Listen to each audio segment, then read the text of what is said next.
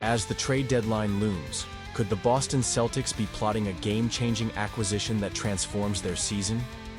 With Jason Tatum and Jaylen Brown leading the charge, the need for an athletic defender is more critical than ever. The front office find a way to navigate the tricky salary cap landscape and secure the player they desperately need? The excitement is building, and you won't want to miss a beat. Subscribe now and join the conversation about what's next for our beloved Celtics. The Boston Celtics are in a bit of a funk, and as a passionate fan, it's tough to watch. Despite having two of the league's brightest stars in Jason Tatum and Jaylen Brown, the Celtics find themselves with only a one-game lead over the New York Knicks for that coveted second spot in the Eastern Conference. The Cleveland Cavaliers are pulling ahead, and the frustration is palpable. With the talent on this roster, there's simply no reason we shouldn't be playing better basketball. Now, the trade deadline is looming, and there are whispers about potential moves. According to Celtics insider Chris Forsberg from Yahoo Sports, the team might be looking for a specific type of player, an athletic defender who can slot in at the 3 or 4 positions. This is exactly the kind of player we need to help alleviate some of the defensive pressure off Tatum, enabling him to focus more on what he does best, scoring and creating for others. But here's the kicker. Finding that kind of player isn't easy. The Celtics are currently trapped in the second apron of the salary cap, which complicates any trade. Quality rotation players are not going to come cheap, and being in this salary situation means that Boston may need to involve a third team to facilitate a deal. It's a tricky situation, and I can't help but feel a sense of urgency. With most of the core from last year's title run still intact, there's a possibility that the Celtics could stand pat at the deadline. That could be a smart move, given how little activity we've seen leading up to the deadline. A quiet trade window might actually suit the Celtics just fine, especially with other Eastern Conference teams hot on their heels, all vying for that playoff positioning. But I have to ask, what do you think? Is sitting tight the best move? Honestly, I'm torn. On one hand, stability can foster chemistry and cohesion, but on the other, does this team have what it takes to shake off this recent slump without making a move? The emotional stakes are high. The dreams of another championship run hinge on these decisions. As fans, we invest so much hope and passion into this team, and every strategic move, or lack thereof, can send ripples through our expectations for the season.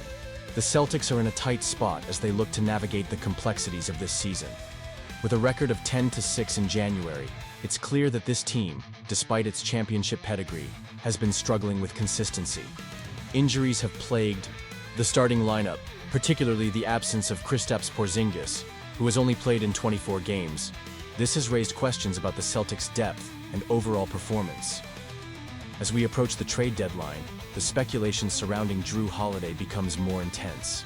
The possibility of the Celtics parting ways with him to bring back former Defensive Player of the Year Marcus Smart is intriguing.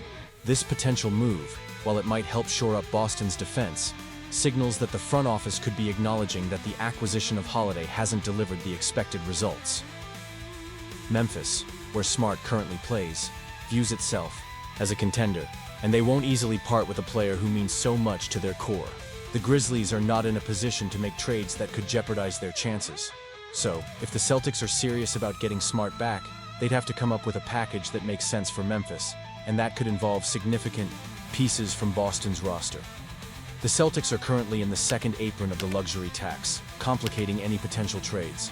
This financial restraint means that their options are limited, but it also means that trades would require careful consideration.